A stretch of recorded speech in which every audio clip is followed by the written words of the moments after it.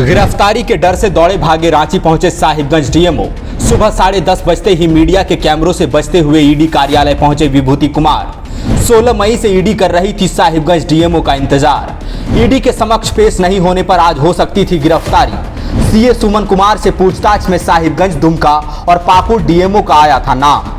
ED जिस शख्स का इंतजार पिछले 7 दिनों से कर रही थी वो आज खत्म हुआ। साहिबगंज डीएमओ विभूति कुमार ईडी कार्यालय में हाजिर हो गए। ईडी दफ्तर पहुंचते ही सुबह 10:30 बजे से अधिकारी साहिबगंज डीएमओ से पूछताछ कर रहे हैं। विभूति कुमार के लिए पहले से ही सवालों की लिस्ट तैयार की जा चुकी थी। पहले उनसे अकेले में पूछताछ हो रही है। जैसे ही ईडी को अपने सवालों का जवाब मिलेगा, तुरंत आईएएस पूजा सिंघल से उन जवाबों का मिलान किया जाएगा। फिलहाल साहिबगंज डीएमओ ईडी के सवालों का सामना कर रहे हैं।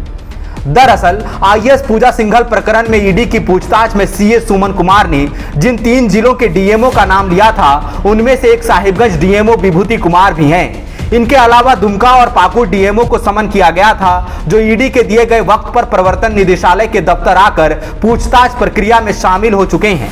लेकिन जिनसे अब तक पूछताछ नहीं हो पाई थी वो डीएमओ विभूति कुमार ही हैं। पहली दफा जब इन्हें समन किया गया था तब वे अपनी बेटी की शादी का हवाला देकर 20 मई तक ईडी का सामना करने से बचते रहे।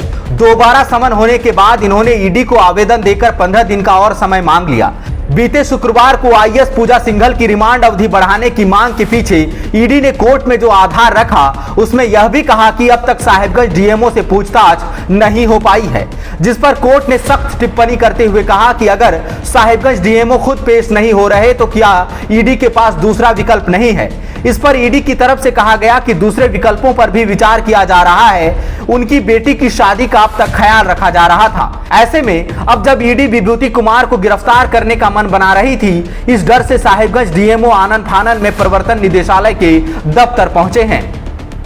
अब सवाल है कि साहिबगंज डीएमओ से पूछताछ इतना जरूरी क्यों है। इसको ऐसे समझिए, दरअसल सीए सुमन कुमार के फ्लैट से जो पैसे मिले थे, उसके स्रोतों की जानकारी लेने के दौरान हुई पूछताछ में साहिबगंज डीएमओ का नाम भी सामने आया था। सीए ने कहा था कि पूजा सिंघल के निर्देश पर जिन जगहों से वो पैसों का कलेक्शन करता था, उसमें से एक साहिबगंज भी है।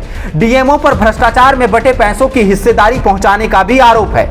इसके अलावा दुमका और पाकुड़ डीएमओ ने पूरे संताल इलाके में अवैध खनन का कारोबार चलाने के लिए पंकज मिश्रा का नाम लिया था। दोनों डीएमओ ने कहा था कि साहिबगंज से ही इस पूरे गिरोह को कंट्रोल किया जाता है।